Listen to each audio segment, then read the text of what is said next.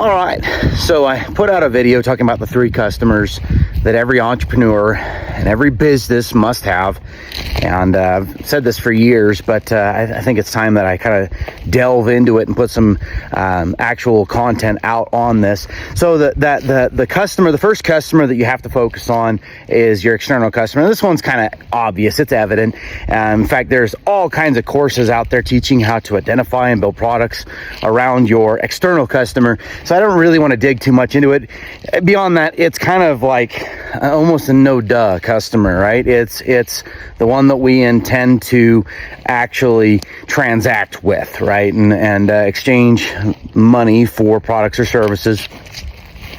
Like I said, I'm up here just enjoying the south rim of the Grand Canyon, walking through the forest up here this morning real early. Just had my coffee and went for a walk and putting on a couple miles, try to stay in shape for hunting season coming up. Got some good ones coming up. Excited about that. But right now, just kind of taking a walk and recording some stuff.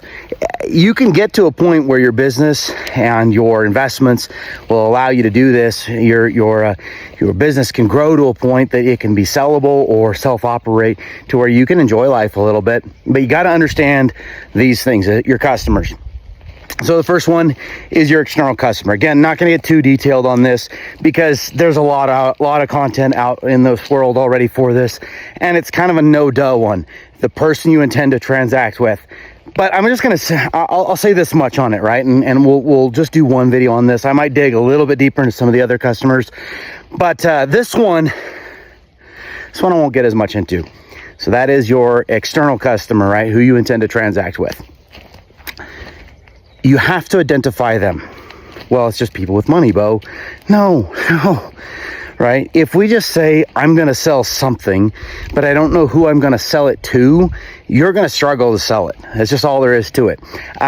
Think about this, just not only in the product sense, but the sense of who we're going to deal with in primary.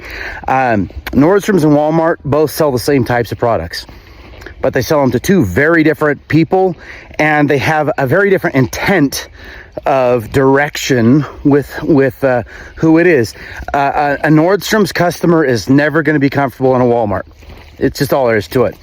Nordstrom's has identified kind of a higher level of customer, a more bougie type of customer, someone who doesn't care as much about the price, but they want to be able to shop at a nice store, and they want to have the live piano music in the background and tile floors, not just, stained concrete floor in a warehouse, right? They want to have a nice environment. They want to have salespeople that ask, can I help you? And that type of thing. I've been in Nordstrom's. It's funny because you'll be at a section looking at something, right? And they'll come up and they'll ask if they can help you find what you're looking for. Well, obviously I kind of already found it, but that's part of the experience, is that attentive staff, right? And so they've identified a certain kind of customer, and Walmart has identified a customer too, which is funny because they sell the exact same products. A lot of times, not all the products, because Walmart has some lower level products as well, but Walmart's upper level products are Nordstrom's bottom level products. They're both the same products in there, but Walmart has identified a different customer as well. And so they have targeted a particular type of customer, and that customer is very cost conscious. And so when you walk into a Walmart, it's very evident, right, that they haven't put the same level of effort into making it fancy, right? They haven't put the same level of effort into a serving staff, right? They just don't have that, right? And because they have not invested in those things, Walmart is cheaper, right? And don't get me wrong, there's nothing wrong with choosing to serve either customer. If you want to try to serve the people that are a little more affluent and that want a better experience, that's one customer base. And if you want to serve the people that are looking for, savings and keeping costs down, that's another customer base. And there's nothing wrong with choosing to serve either. But I'm going to tell you, there is something wrong with not identifying which one you're going to serve. Your pricing is going to have problems. Your product's going to have problems. Your customer experience is going to have problems. You have to know which one you're going to serve. You have to. Right? I think of Disneyland versus, going to the carnival in the mall parking lot, right? Both of them have rides. Ain't the same thing, right? They're very, very different on who they are intending to serve, right? Nothing wrong with choosing to serve either. Don't think I'm judging you because you chose to serve one and I chose to serve another. I'm not.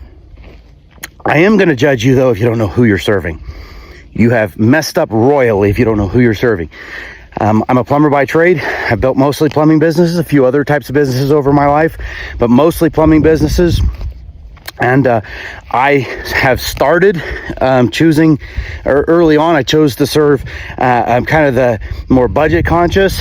I have found personally that I prefer to serve people that are not all the way to the top crust, but somewhere in the middle income. Those are just the people I prefer to serve. I like dealing with them. There's a lot of them in the United States of America, in most areas, even in the United States of America.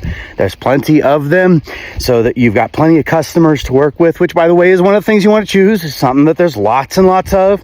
So there's plenty of them to serve, and they just tend to be, for me, and for the type of business I like to run, and the type of employees I like to hire, they tend to be a little bit easier customers to deal with. So I prefer kind of a middle-class customer.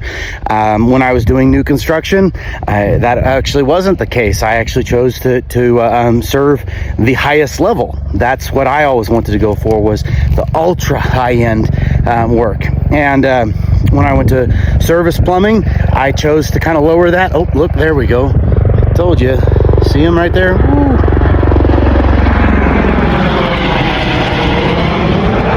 That's one of the tour helicopters up here. I'm flying out of Tucson, maybe you say it, Arizona. I wonder what customer level they've chosen. I can tell you it's pretty expensive, so we know who they've chosen, right? But here's the thing that you get to, right? You got to choose who it is you're going to serve, and then you build a product specific to them, your external customer. All right. You guys do well out there in your businesses. I'm gonna encourage you, think about who it is you're serving, and once you do that, now we can geek out on all kinds of things like what is it that they like? What kind of employees do they like dealing with? Customer service representatives do they like dealing with? What colors do they like? Where do they shop, so we can know where to advertise to them? What time are they at work? What time are they not at work? By the way, you watch midday television shows, and midday television shows have a specific type of commercial. You watch the evening stuff, specific type of commercial. You watch sports events, specific type of commercial. Why is that? Why is it that it seems like certain times of day and certain channels, like I've been told I have an old soul, right? I like watching like the old reruns of like old shows, Leave It to Beaver and all that. And when you watch those on television, guess what you get all kinds of commercials for? You get all kinds of commercials for medicine. Why do you get all kinds of commercials for medicine? Because it's old people watching it and they need medicine, right? That's because they know who their avatar customer is. So if you know who your avatar customer is, you know where to advertise. You know what to advertise with. You know what colors to advertise with. You know if you're advertising to men, you advertise one way. If you're advertising to women, you advertise another, because you know who it is your customer is. So your external customer, not going to get too much into it. Know who they are. Really, really identify them. Dial that in.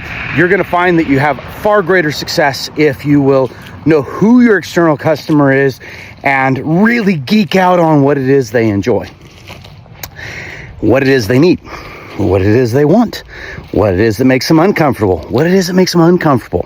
So really delve into that. You'll find there's a great level of success in really digging to that.